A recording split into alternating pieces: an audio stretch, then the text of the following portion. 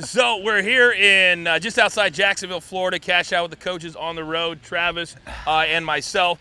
And I almost fall over. Yeah, careful now. We've got to now spin it forward because Try that. Try it. And Phil was even asked about this in his post-round press conference. They said, what makes you believe now that you can go and win the U.S. Open? And he was very matter of fact. He's like, I'm going to take 2 weeks off. I'm going to go to Torrey Pines, and I'm going to grind. I'm going to put in the work because I believe that this win shows me inside that I can still win. Yeah. Now, can you imagine the storylines coming up in a month that he could win the career Grand Slam, 2 majors in a row? That might be one of the greatest it will be one of the greatest golf stories ever if he can get it done at a place that he loves, that he lived for so long before moving here to Florida. I mean, it could be amazing. Yeah, let's pump the brakes a little bit. I'm not ready to just say, look, Phil's going to be hitting fairways and greens and playing this boring type of golf. Because we know when he misses it, as long as he's not leaning on the short game too much, he's clearly got the wedge game to make it happen, and the putter was solid. It's interesting, he was more conventional with his putting. You know, he kind of went to the claw and some different things there, so he's messed around with that. But his putting was stable. Look, I want to see a stretch of this, of some consistency. He's playing Charles Schwab, so it'll be interesting to see what happens there. But he's certainly not on the short list for me at the U.S. Open. Torrey Pines, I mean, come on, your boy Jon Rahm's got to, at some point, put 4 rounds together, Coach. Well, you best believe, because I live about 50 minutes from Torrey Pines, that I'm calling up the USGA, a little ring-a-ding-ding. I never use the perks to my career like I should. Okay. I'm going to use it for the U.S. Open. They're going to get me in. You want me to call for you? I'll get you on. Get over here. Let me make that putt one more time. Wow, look at him. Look at him trying to big time me. He says, I'll get you on. Hey, I'll take whatever I can get. Hey, wait a second. So I have the leaderboard from Torrey early in the year. Now it's going to play different. I know that. It's going to play more different. And this was when Patrick Reed wins. got it done. Read it to me. Tony Finau. My boy. Victor Hovland and Norlander, Ryan Palmer, and Schauffele all tied for second. Another name in the top 10. Give it to me. Will Zalatoris. This dude. I mean, seriously. All right, this dude is a different kind of cat. Yeah. As you like to say. You're a different kind of cat. And I still think it's a huge loophole for the PGA Tour not to allow him to play in the FedEx Cup because, again, he was, top 15 this week? Top 20? Yeah. Right? Yeah. Mm-hmm. And he would be 12th or 11th in the FedEx Cup playoffs right now. But yet, because of the rules, he's not allowed, even though he's that high up. I think that's a huge loophole because it's not going to happen very often. Yeah. So to say, we're opening up Pandora's box or whatever they want to say, that's just not true. No. Because rarely you're going to have a player that's able to come out first year and do what he's doing. He's going to be there.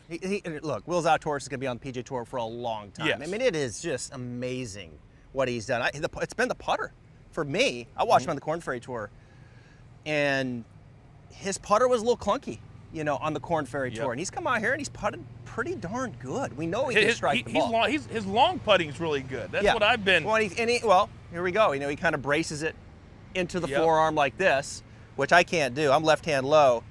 But his putting's has been really good for sure.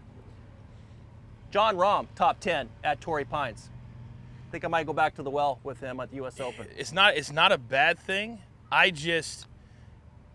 feel like right now that changing diapers is hurting his game. Yeah. Well, I can understand wanting to be a great dad. I did too. I'd love to change diapers when my kids were small.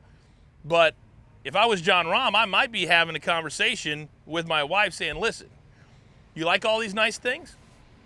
You like this big house that you get to live in? Then you got to let me sleep. Yeah. And you got to handle the business. Yeah. Jonathan Coachman, California, address is 2.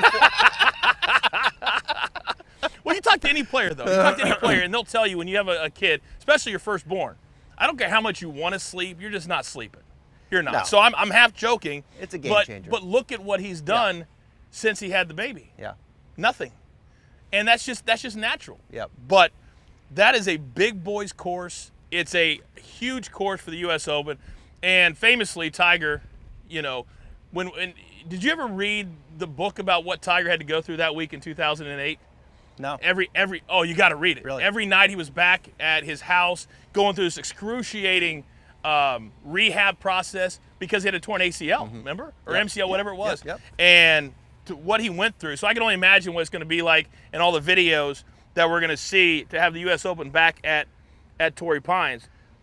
But clearly, you're going to have, I can list 5 storylines right now coming up in 3 or 4 weeks that could make it can't miss TV.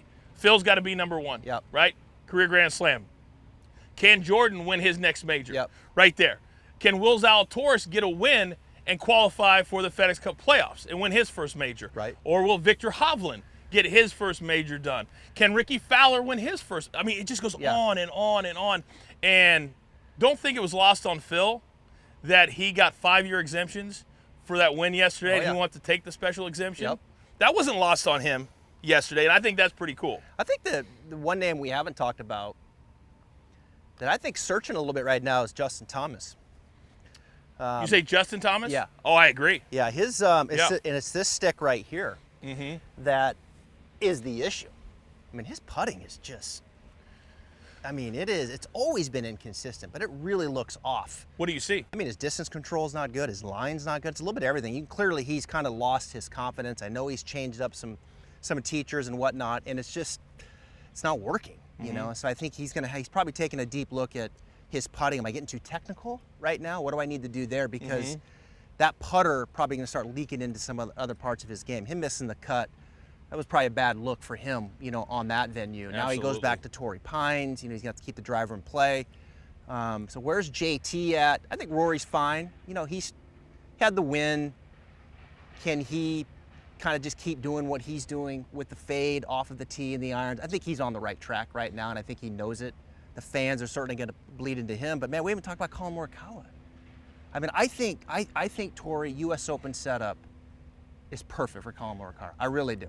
I do too. And all these big-name guys, I start to feel like they're starting to feel the pressure a little bit because every major that goes by, they're getting farther and farther away from their last one. And as much as Justin Thomas has won, 13 times now. So he's already on his way to a Hall of Fame career, but only one major championship. And for a guy with his talent, he's got to win more than that if he wants to be where he believes that he belongs, and we all believe that he belongs. And that's the top 10 current players or top 5 current players on the PGA Tour. Hey, Spieth is back. I want JT and Spieth head-to-head. I want it. That would be amazing. I do. That would be amazing. Because, you know, hey, look, when Spieth was on top of his game, JT was a distant second, for sure, to him.